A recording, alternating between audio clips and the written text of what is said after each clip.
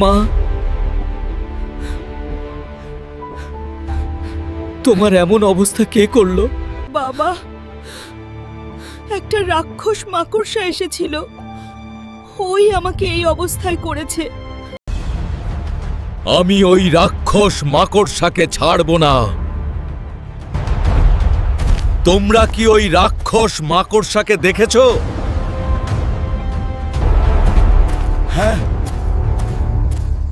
আমি ওই জঙ্গলে দেখেছি। তোকে আমি হারিয়ে দেব।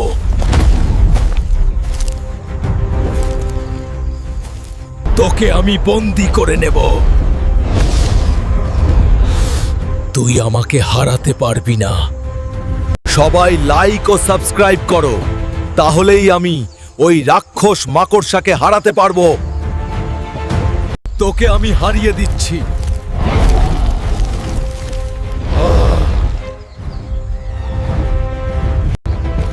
মা, এখন তুমি ভালো আছো?